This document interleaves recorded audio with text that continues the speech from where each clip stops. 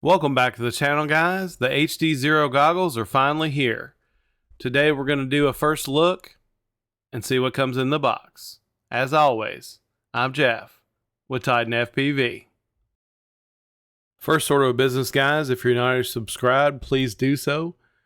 Click that notification bell and you'll be notified when I upload all new content to the channel, including the full HDZero goggle review.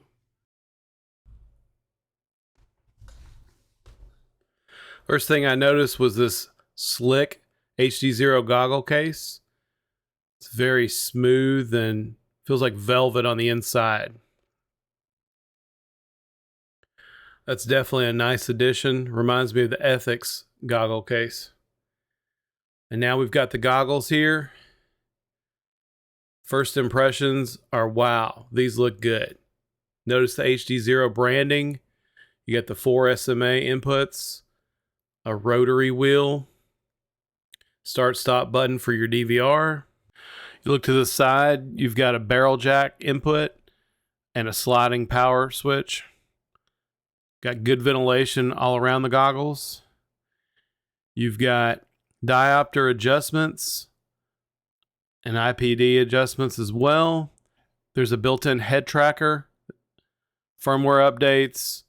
You've got audio out, HDMI in and HDMI out.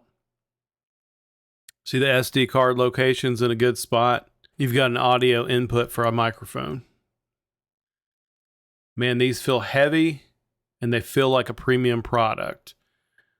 Look at this slick HDZero goggle strap that's included. It attaches to the goggles via this metal clasp. Reminds me of the DJI custom straps. I believe this is made by Fat Straps. If you're familiar with him, he makes excellent quality goggle straps. This is a nice addition that you don't have to buy as an accessory. It comes with the goggles. All right, it comes with this newbie drone style foam, and there are 2 different options for faceplates. So if you have a more Western style face, this is the one that I've been using. There's pretty much zero light leak. The foam's good. I did purchase some additional foam. I believe the O4X foam also fits these goggles. These are for the O4X. I picked these up at RDQ. It's more the faux leather style. If you like that style foam, these will be the ones for you.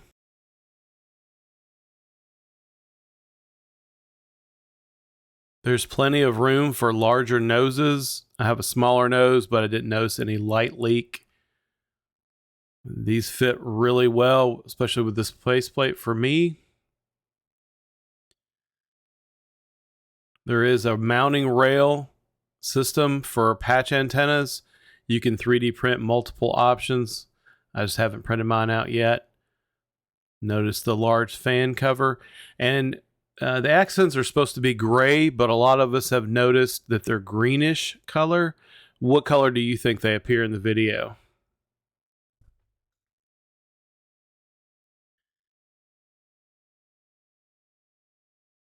There is a module bay add-on that you can purchase. It's also available on the website. The future versions are going to have Wi-Fi built in so you can stream to your smartphone or computer.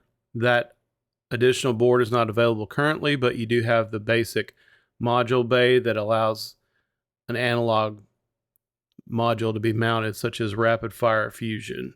Comes with this screw. You can secure it for permanent installation. It fits snugly with a nice crisp click. But you just pop this door off and you can get to the plug.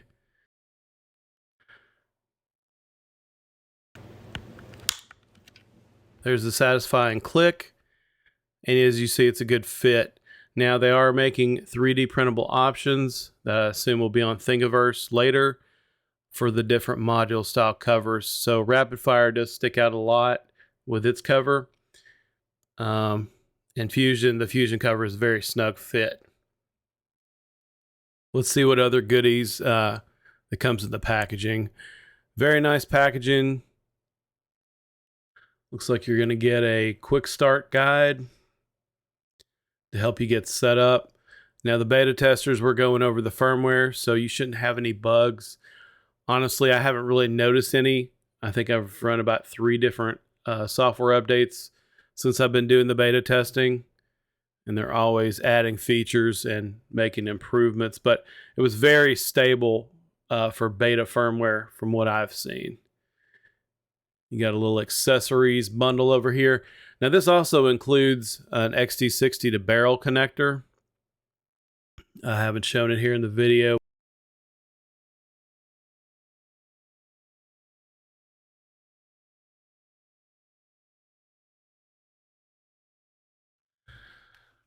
Let's see what other accessories you get in the box. It does come with these HDZero stickers, as well as a cleaning cloth. And here's the other faceplate that I was mentioning earlier. So if you have a more flat face, this will fit you better. It's going to prevent from that light leak. Like I said, the one that was installed was the more curved faceplate. That's what I've been using, and it's been working great for me. Now, we'll say that the goggle strap is adjusted all the way out for me, and it's very snug, not uncomfortably snug, but it's pretty much like I would like it fitted. But if you have a even larger head than I do, you may find that you may have a tight fit on the goggle strap. So that's just something to point out. Not an issue, but I did want to notate that. We'll dive into the goggle UI real quick. It's got a very clean HDZero theme. As this is going to be open source, I don't know if they're going to have an option just like EdgeTX for different themes. So you get the image settings, power settings. You can adjust the fans individually. You've got different record options. There's an auto scan feature that I don't really care for. You can choose your connection. It does have an ExpressLRS backpack feature built in, as well as a head tracker. The playback through the goggles itself is kind of laggy. I don't know if that's something that's going to be fixed in a firmware update, but the DVR is coming out crisp and clean, much improved over the previous VRX iterations.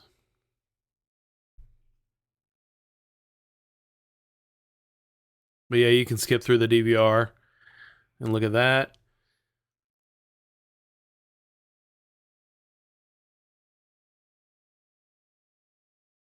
And finally, we come to the About section where you can update your VTX or update the goggle firmware. Now, you guys did request some goggle DVR in the first look video, and you do get to know what that looks like.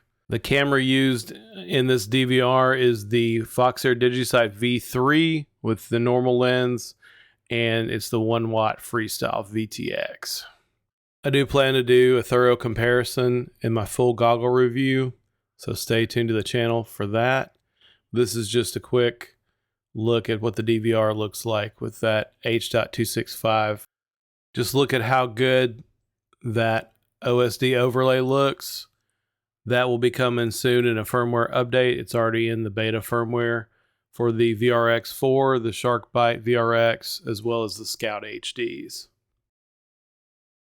Now, I don't plan on doing a penetration comparison or range test versus the VRX4 or the SharkBite VRX. The VRX4 and the HDZero goggles share the same chipset. Apparently, during the chip shortage, the original SharkBite VRX chipset, I think skyrocketed to about $200 per chip. So they've gone with a different chipset. They perform pretty much identically anyway, but there's no need for penetration tests because you're going to get similar performance if you use the same antennas on all the receivers. I'll put a link to the full video if you guys want to watch that in its entirety in the video description. Now for some analog DVR. This is the Runcam Nano 3 with TBS Fusion, and you can see how well that deinterlacer works and how crisp the analog DVR is even looking.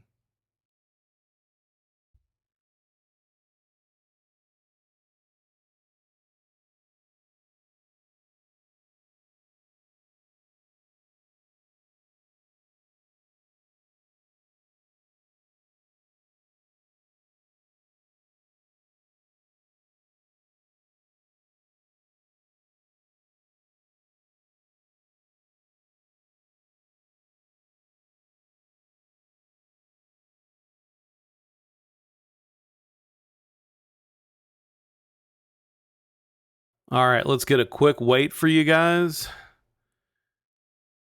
It's nice that this is an all-in-one solution versus, VRX plus your existing goggles. The HDZero goggles are coming in at 405 grams with the module bay. Without the module bay add-on, looks like they're coming in at 358 grams. My 5 biggest takeaways. This is a premium product. It feels the part with the weight and fit and finish. The goggle does it all, no matter what your video system of choice is. Carl and HDZero team have listened to what you, the consumer, wanted in a goggle. It's a very feature-rich product. The H.265 DVR is a large improvement over the DVR offered in the previous products. The analog performance is superior with the built-in deinterlacer, and the DVR performance is also superior to most other goggle options. This is the best option if you fly HDZero, and I believe it's the best option if you fly analog as well. What are your thoughts? Post them in the comments down below. And as always, we'll catch you in the next one.